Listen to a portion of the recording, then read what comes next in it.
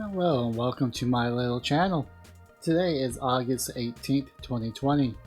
Today's topic is a continuation of Austin City Council Vanessa Fuentes for District 2. So that she's going to be the second person I'm going to do a mini deep dive on. I'm probably going to skip Casey Ramos only because I'm not able to find anything on him other than he was a lightweight boxer. And I think he's ran for a couple of districts already. And he has no website or anything like that. So there's really not a whole lot of information I could get on him. But today's topic, or today's person, is going to be Vanessa Fuentes. Now I think she really wants to win. This is a really nice website, easy flowing. Does say a few things here about her.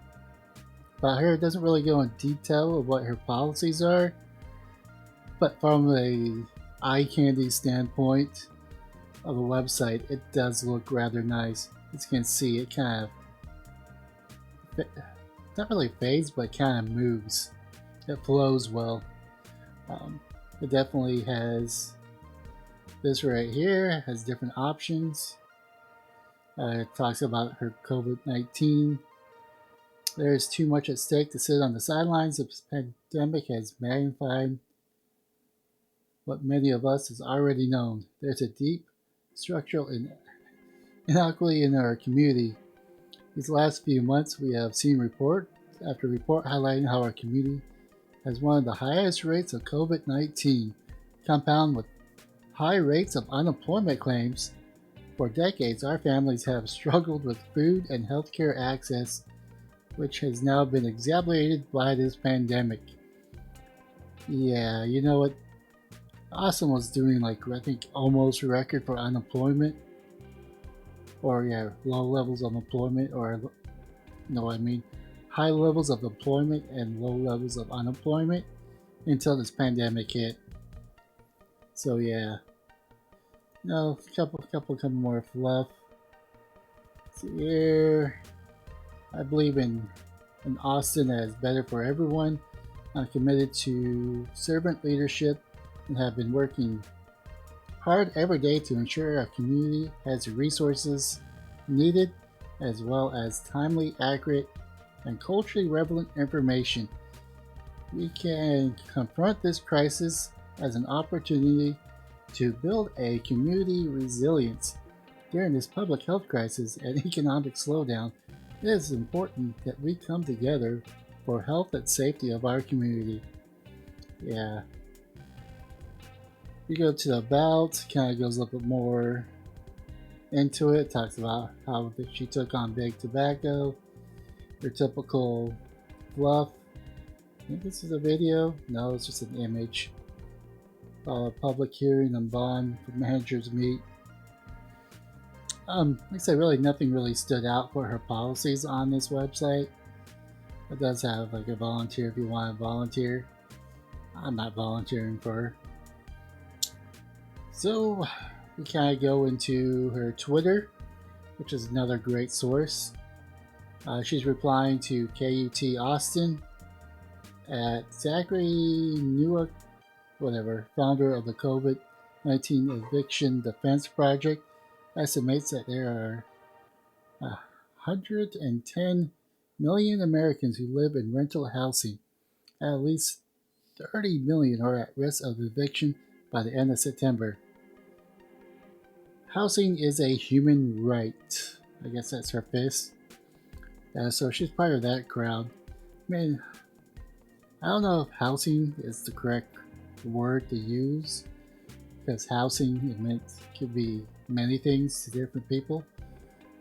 More like a home or a roof over your head may be a human right, but clearly she believes this. She would actually work to lower property taxes if elected, and I don't think she's going to be one of those. Let's see here. 100 years ago, the 19th Amendment was ratified, giving women the right to vote. But women of color were denied this right for many years. I chose my campaign colors as a nod to women's suffrage movement and the commitment that I have to Fight equality. Hashtag women vote 100. It's starting to paint a picture of who she really is.